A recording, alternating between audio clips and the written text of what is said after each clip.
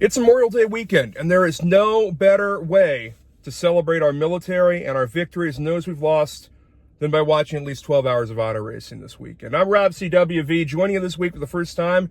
It's halftime the NASCAR season. We're going to take you the rest of the way. All-Star Week last week, North Wilkesboro, and we're going to celebrate Memorial Day, all 3 or 4 days of the weekend you get with a ton of NASCAR this weekend. We're headed to Charlotte, 1.5 miles for Cup, for Xfinity, for trucks, and for all that. And I hope you guys enjoy it. I'm going to be here the rest of the season to help you learn, figure out NASCAR betting, and how to get better at it, and bring that as a service to the guys here with FTA, the college kids, 8 and Matt, and all the friends here who do such a good job on all the other sports. And I won't touch that.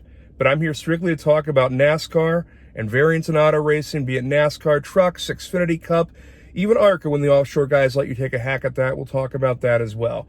For us, though, it's a big weekend. First of all, thanks to our military, thanks to all those we've lost who put us in this place so we can be free to go do these things like grill out or go to a graduation or bet on the best motorized sport in the world, NASCAR Winston Cup racing. We'll talk about, we're halfway mark of the season, so we evaluated some of our season bets we've given out to folks, our subs, most of which the prices are still there. Look at where Charlotte's going and explain how this track is going to be chalky as hell. Maybe some rain coming on Saturday to reset the way we start and mess around with that. Give you a few picks, a few good ideas for the weekend, and kind of look around to where we sit on this halfway through the NASCAR regular season. We're 13 races in, 13 more in the regular season, and 10 more in the playoffs as we see whether Joey Logano can hold on, whether Kyle Larson, who's been the most consistent driver in the series so far, despite the wrecks and incidents, 2 wins so far, and he's a guy who feels like he's inevitable to win this thing. We'll talk about where we get with all that. North Wilkesboro was the All-Star race. Really, not a lot to report there. You learned a few things about a new track that'll probably pop back up on the schedule, but the way it ran, it was really more of an exhibition. That's what the All-Star race was. So if you wanted to bet on the Pro Bowl, you could have done that last weekend. I mostly avoided that nonsense and let things sort of come to us. Had a couple bets in the truck race, saw a couple things late, right before the thing tipped off, with a few good prices and matchups offshore, and hit a couple of those. But it's an interesting time. What's going to happen now this weekend? Charlotte for Cup, legitimately only about 10 or 12 cars that can win. It's a long race, 600 miles, longest race of the season. And what that means is these long races, both time or mileage, are going to amplify the best teams, the great teams. It's harder to have a fluke winner in a 600-mile race like this when you're taking so many pit stops and you have so much time to make a mistake. And performance is what gets you here. You know, you're looking to basically the Gibbs Toyotas, the 2311 Motorsports Toyotas. That's all 6 Toyotas. Probably the 4 Hendrick cars to get Alex Bowman back, and probably Ross Chastain in another Chevy from Trackhouse. Beyond those 11 guys, I'm going to have a hard time approving of anyone taking anything for a winner outside that group. Jimmy Johnson's back. He's running a spare car for Legacy Motorsports. He won here so many times. We look at Charlotte history. Jimmy Johnson's one of the all-time greats. This is not fast equipment. This is not great equipment. Yeah, he's won here 7 times in Cup. Don't expect that to come in as one of the all-time greats. Opens the race, I think, pricing at 125 to 1, 150 to 1. Not a whole lot going on there. For Cup this weekend, we talked about it. Larson just feels inevitable. Priced around $450 to open at most places. There's a little bit of $500 out there early week, and it went away fast. He's won 2 races already. Should have won as many as 5. When you look at guys into races, he was wrecked early in the spring. He's been the best driver and the fastest driver, along with his teammate Will Byron, who has 3 wins, who's kind of vultured some of those up. And we mentioned Chastain, who's been leading the points the last several weeks, has been consistent as hell, but doesn't have a win yet this season. And we'll talk about how that relates to our season bet on Ross Chastain and where that's going. Here for Charlotte this weekend, pricing's pretty typical. Larson, big favorite, $450.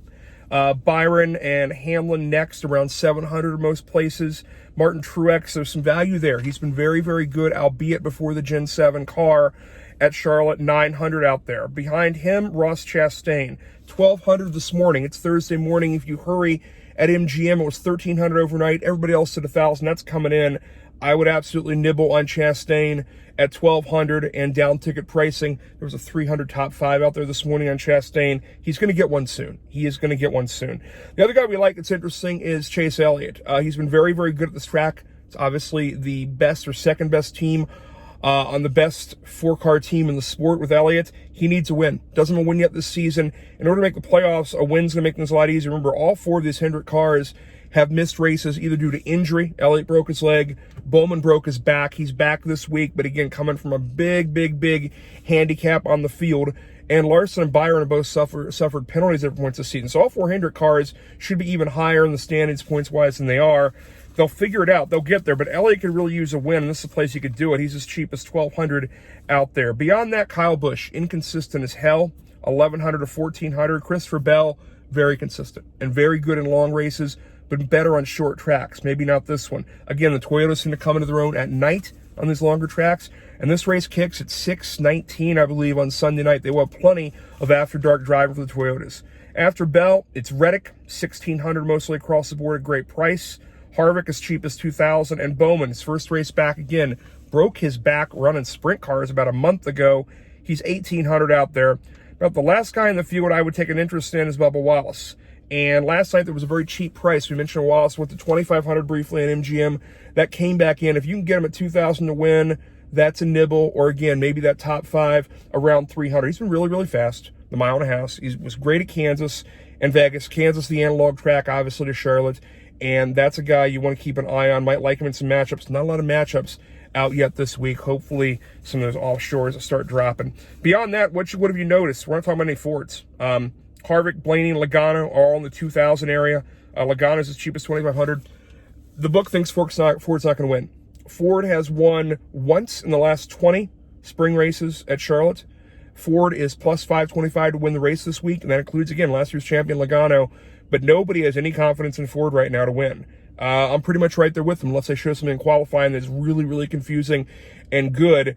We will want to talk about Ford next week at Gateway, the St. Louis track. It's a flat. It's more similar to Phoenix, place where Logano won when the Cup ran the first time last year, and that's probably your sweet spot to maybe get back in on Ford or Penske or one of those teams. Beyond that in the odds, the only flyer I might take is the Gibbs kid.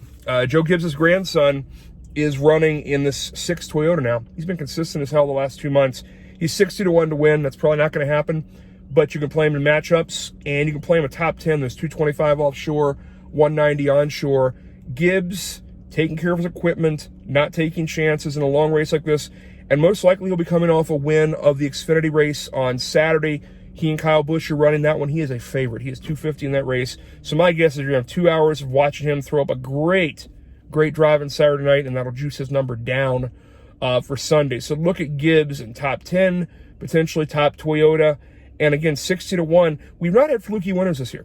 Last year, you had early winners that were fluky, high number. Chastain, Briscoe, Suarez on a road course. You saw guys getting through that you wouldn't expect. That hasn't happened this year. This has been chalky. There has not been a place where you thought Eric Jones was going to win a race or one of these guys down at 60 or 80-1. That's gone.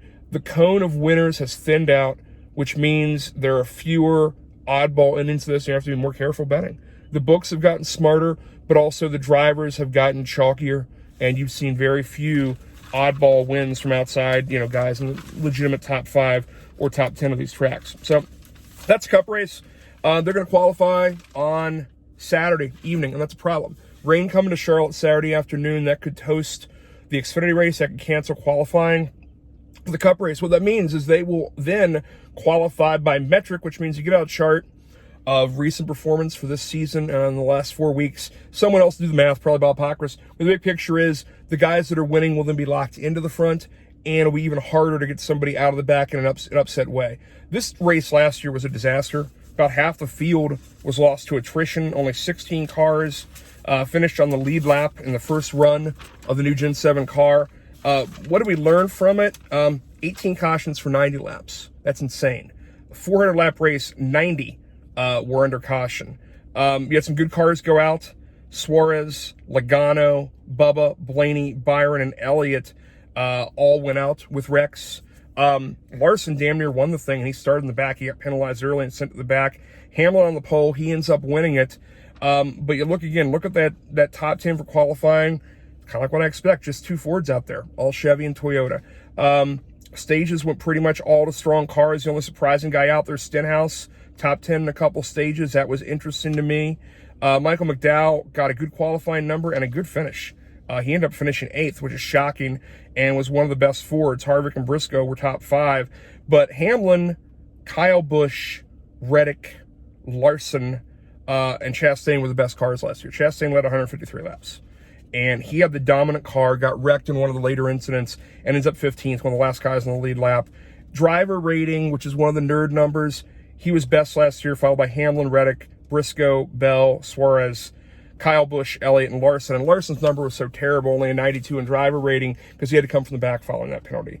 Chastain, the Toyotas, Larson, and that's what it feels like. There's not a lot of value in any of those right now, so it doesn't feel like it. Again, whether you use total speed, driver rating, green flag speed, average running position, flags rating, which is something Nick Giffin's come up with, it's really, really good. This is all about recent speed and 2023 performance, and it really, really smiles on Chastain and these Chevys and these Toyotas, and kind of makes it pretty easy on those calls. Things I like in those races, in the Cup race, there's a Reddick over Harvick out there in a matchup. I really, really like that. Austin Dillon over Briscoe is minus 120. A couple places, if you look, it's gone up to the 150 area in a lot of them, so you're trailing a number. But Dillon over Briscoe. Briscoe was great here last year. He's been terrible all season. One of the slowest Fords, that's the slowest guy among the slowest make this year. Dillon's not been great, but he tends to show up at these Charlotte races and is good in these attrition races. He was good until very late in this one last year as part of one of the wrecks that really finished things out. He was one of these 17 broken cars that did not finish the race owing to a late wreck. So, guys we like, we talked about it. Chastain, if you get a good price, nibble on Bubba Wallace, nibble on Reddick, top 5s. There was a Larson minus 112 for a top 5. Saw earlier this week. Don't hate that.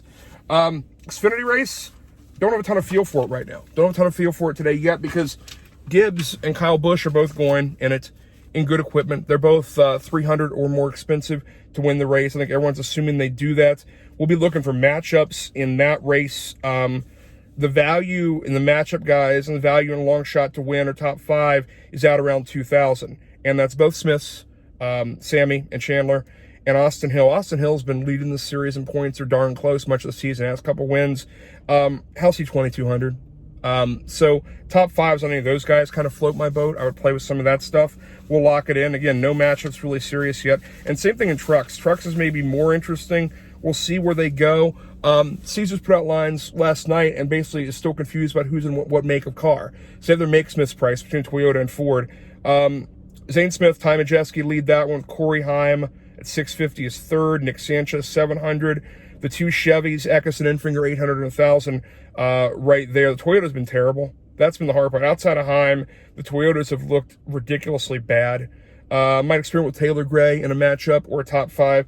But again, Taylor Gray is a Group D out there, and he's running ARCA on Friday to get better at this, get some more track time. So if there's anybody that's a long shot, I'm looking at maybe Taylor Gray. But nothing for certain, nothing real huge to put there in this Truck Series stuff.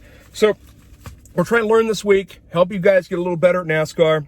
Ever since we got locked in our houses 3 years ago, I've done nothing to get better at NASCAR. I want to see you get rich, make the right choices, get smarter, pick this stuff out. I'm Rob CWV. Thanks to all the guys from FTA, the college kids, and all our friends online. Let's go do some NASCAR. Let's go do the NASCAR.